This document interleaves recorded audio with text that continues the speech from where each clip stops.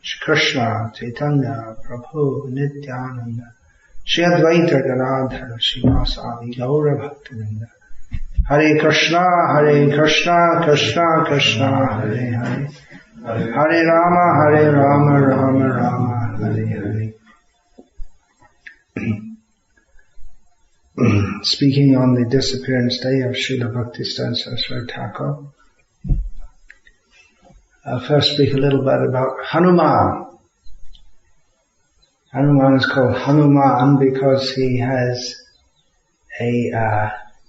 his chin is quite prominent from having been injured. The reason is that when he was born, his mother, she wanted to get back to the heavenly planet. She'd been cursed to come as a monkey to the earth. She was an apsara, so she had to give birth to a child. And then she could go back. So the little child asked then, well, what shall I eat? And he said, well, you can just grab some fruit. He didn't know what's fruit. Something like that, something round like that. She pointed to the rising sun. So she went off and immediately Hanuman jumped out to catch the rising sun. And he could have done so also, but Indra, to stop the devastation that he was about to cause, threw his thunderbolt, which struck him on the chin. And anyway, it's a long story, but the sage Trunabindu then cursed Hanuman, but he said that you don't know about your power till someone reminds you, till it's required. Because someone so powerful can do it. Being in a monkey body can cause so much damage. So, in comparison with Srila Prabhupada, it was something like that. Of course, Hanuman, when Ram first met him, was a very respected minister in the government of Sugriva. But he was considered, he's a respected figure, no doubt, but it wasn't known how great he was. So similarly, our own Srila Prabhupada, it wasn't, he wasn't known how great he was. He was in the Gauriya Math, he was appreciated among the devotees. All the leading devotees knew him. He was appreciated as a good, serious grihasta devotee. Some in particular appreciated him. Sridhar Maharaj had a very close relationship with him. He was known as a good, solid follower, good preacher in English. He could give lectures in the mud. He could sing bhajans very expertly and play mridanga. He was good in organizing in Bombay. But it wasn't known how great he was until he actually went to the West, and even then it took some time to struggle. But the power to manifest Krishna consciousness that didn't manifest in him fully until the time was just right, when he went to the West. And even then, he struggled for some time. And then the power of Chaitanya Mahaprabhu manifested in him, and Krishna consciousness spread all over the world. But with Bhaktisiddhanta Saraswati Thakur, from the very beginning, he was a very powerful figure.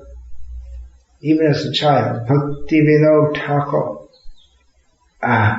had prayed for a ray of Vishnu to be manifested in this world, because he wanted to preach Krishna consciousness, and he did so, but he felt that the obstacles against doing so were so powerful, he felt restricted in his ability to do so.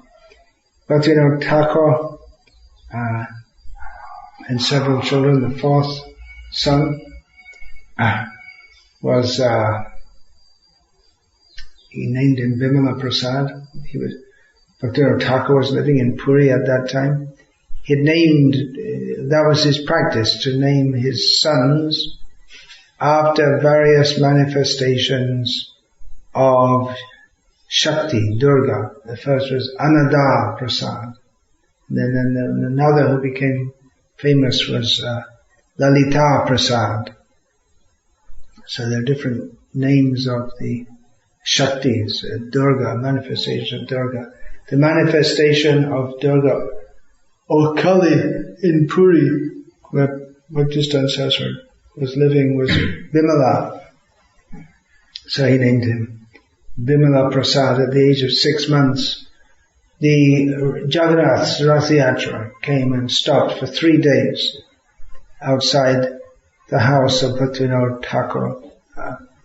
Later, Madhav Maharaj, disciple of Bhaktisiddhanta Thakur, reclaimed that property and made a nice temple, Gauriya Math, Sri Chaitanya Gauriya Math branch in Puri. So Jagannath stopped for 3 days there, and Bhaktivinoda Thakur organized a Kirtan festival, and during that time, Bhaktivinoda Thakur's wife, his second wife, Bhagavati Devi, first died young. She brought the child, Bimala Prasad, and took the opportunity to place him at the lotus feet of Lord Jagannath on his Rath. At this time, immediately the garland fell down and encircled the baby's form. So at this point, Bhaktivinoda Thakur understood that the ray of Vishnu, who he had prayed for, had appeared, and he kept that child with him closely. And from the beginning, he was of prodigious intelligence, this boy, and not interested in this world. From the very beginning. He was clearly of a different world. He was sent to school to study. He didn't study. He would keep the books, Prarthana and Prem Bhakti Chandrika. He would keep these books. He would hide them inside his school books and read these instead. Later he went to college, to the Sanskrit college, and he studied Sanskrit, and he dropped out. He said, I learned enough Sanskrit. I don't need to become a big Pandit. I just learned what I need, that's all.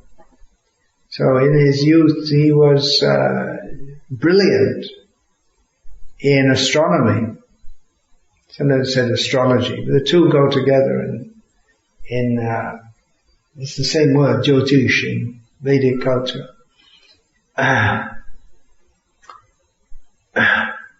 But he dropped out also. And from the very beginning he was a very staunch practitioner of Krishna consciousness. It wasn't till after Bhaktivinoda Thakur left this world, very staunch practitioner and preacher, and he stood against everything bogus. Rupanuga viruddha Prabhupada dvantarane.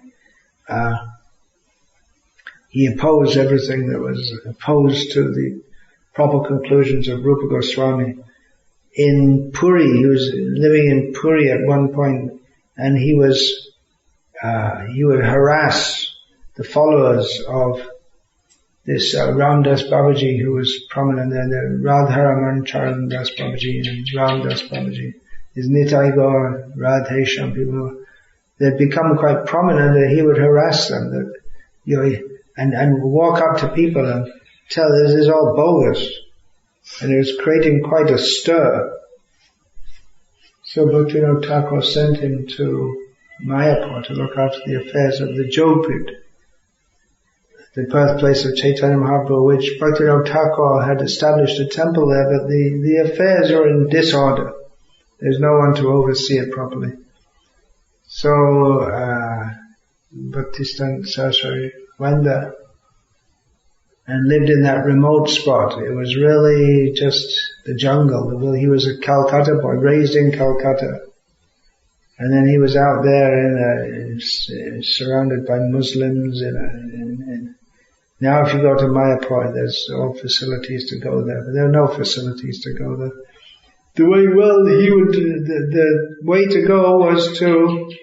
The general way to go was by local train. That train line was built by the British to Dubulia. few kilometers away, and then walk. And there weren't even any proper roads to walk. Anyway, that was very common in India in those days. I saw in Bangladesh myself, even in the late 1970s and early 1980s. Many places you just go by walking. There's no road.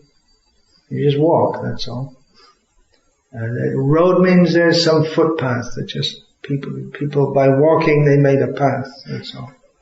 A rough path. So it's a very remote spot, but he stayed there on the order of Thakur Bhaktivinoda. And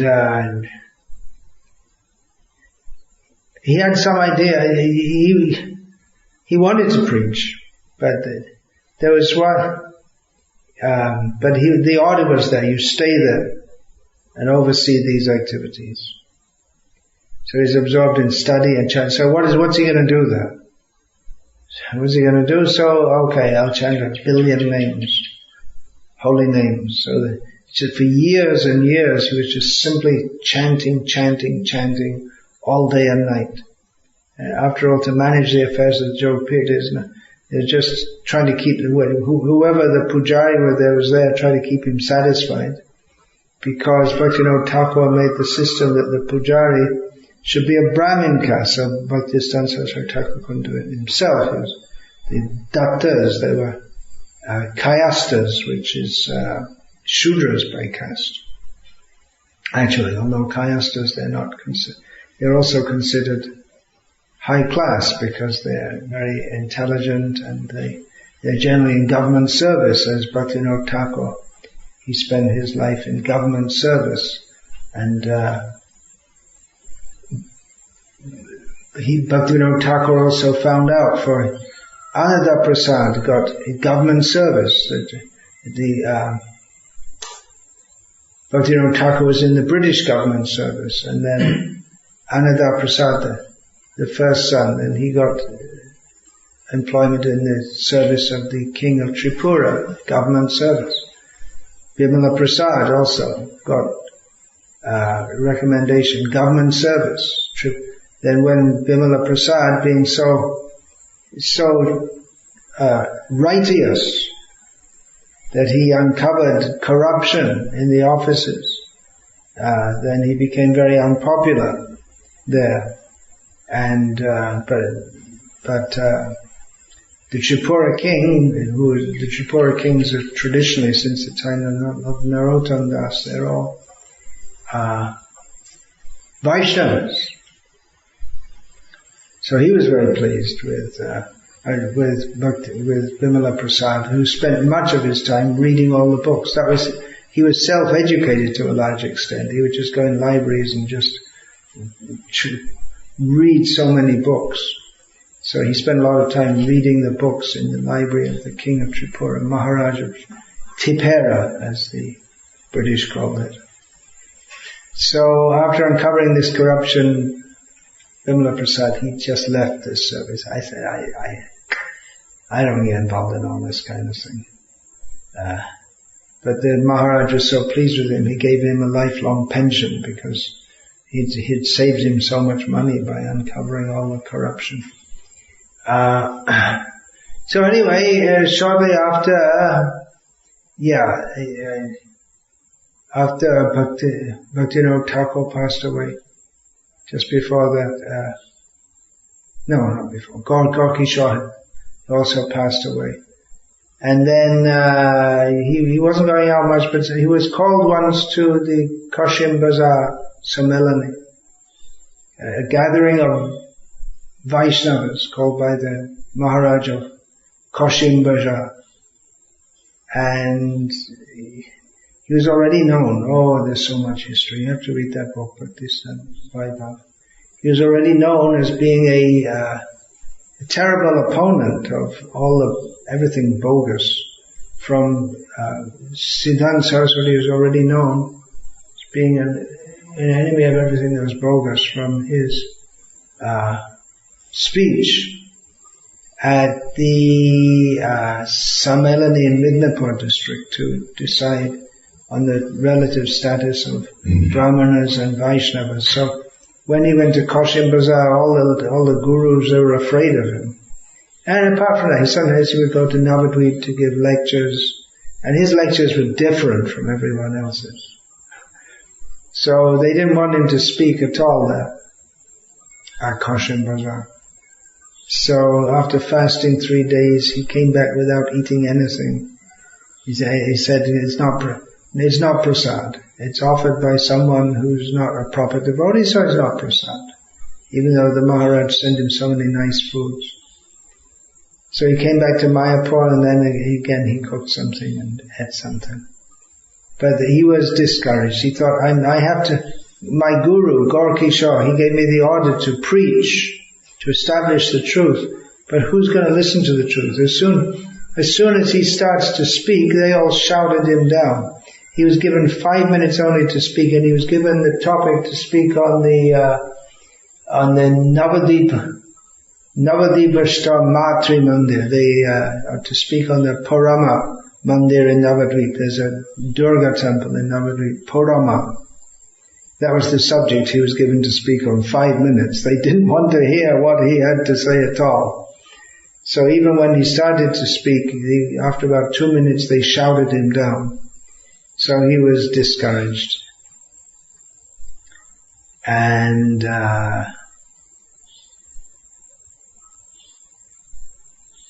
so he had been working on a commentary on Sri Upadeshamrita. He had a few followers. People had come to visit him, young men. Paramananda was there. He was a young boy who had left home. He'd seen Bhaktivinoda Thakur as a young boy. He came to Navadvip, and somehow he ended up in Mayapur, and he was the first person who lived with Bhaktisiddhanta Saraswati Thakur as a disciple. And there are others. Rohir Kumar Ghosh was supposed to be the first disciple, and another who came regularly who was very much instrumental in establishing the Gauriya Math was Kunja Bihari. But Paramahansa, so there are a few people just living with. Rohini Kumar Ghosh was living with him for some time, Vaishnava Das. And then they noted, although he'd been making this commentary on Upadeshamrita, he stopped that. He looked as if he was discouraged. Went on with activities, but he didn't seem to have the same spirit. Then after some days, Bhaktisiddhanta Saraswati Thakur found a piece of the Chaitanya Charitamrita blowing in the wind. And that's very unusual. In such a remote place, they weren't printing books there. Little scrap. What exactly was it? Kabuna Bade Beto Mai Bishai Taranga. Punarapi Aitai Pavimor. Was it that part? No, I think it was some part of Sanatan Shiksha. Anyway, the point in there was Chaitanya Mahaprabhu said that you don't worry. How Chaitanya Mahaprabhu empowered Sanatana Goswami. He saw that, and in a dream at night, all the previous acharyas, Gaur Kishore Das Bhaktivinoda Thakur, all up to the Panchatattva, they all came and told me, you don't worry, you just preach, we're with you. So then after that, his mood again was buoyant, and shortly after that, Kunja Bihari brought him to Calcutta. He'd established Chaitanya Marta. It's bits and pieces coming in. He brought him to Calcutta. No, what's going on here? No, then he established the Chaitanya Mart. He took sannyas, he established Chaitanya Mart on Gaur Purnima in 1918. Then shortly after that he came to Calcutta and established the Gauriya Mart, which at that time was in a rented house. And then he started preaching. But what a powerful personality that. The power of Lord Chaitanya, Karuna Shakti. The mercy power of Chaitanya Mahaprabhu was very prominently in him, extremely powerful personality, who clearly stood apart from this world. Very different. in many, our own Prabhupada was very different in many ways. I often give the example of the understanding of my realization, whatever, that Bhaktisiddhanta Saraswati Thakur was clearly, as Prabhupada said, a Vaikuntha man. He stood apart from this world. He was in this world, but very clearly not of it. Whereas our own Srila Prabhupada, although it's true to say that of him also, but whereas Bhaktisiddhanta Saraswati Thakur, his stance was more or less like, look, come up here, don't stay down there, tamasima, jyotir gamaya, come out of the darkness, come to the light. As he himself gave the example, when commenting on the two philosophical understandings that divide the Sri Vaishnava Sampradaya. One is the Marjara Nyaya, and the other is the, what is that, monkey? No, I just can't remember now. The Markata Nyaya. The Markata. One has the idea that the Marjara Nyaya, that you don't have to do anything. God looks after you. Just like the kitten is looked after by the cat. It's His grace, that's all. You don't have to do anything. And the other is the Markatanya.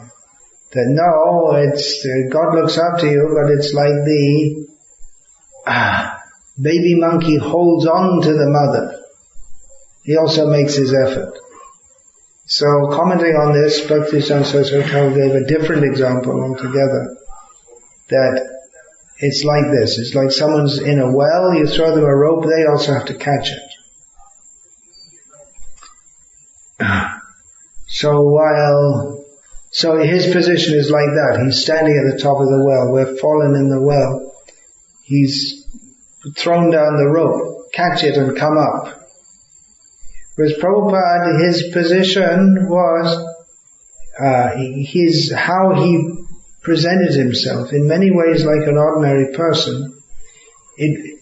Rather than catch the rope and I'll pull you up, it was more like, come with me, taking the hand, come with me. Krishna consciousness is easy. It's nice. You can do it. Let's do it together. That was more like his stance. So I'll just speak a few words here, as I'm also praying for the mercy of Srila Prabhupada and all the previous acharyas to write, praying for their mercy, their power, come here to write on their order. Jogata bichare kichu nahi pai tomara karanasha. Bhaktivinoda Thakur has given us this song which we can offer back to him, that I have no personal ability, but if you empower me, I can act on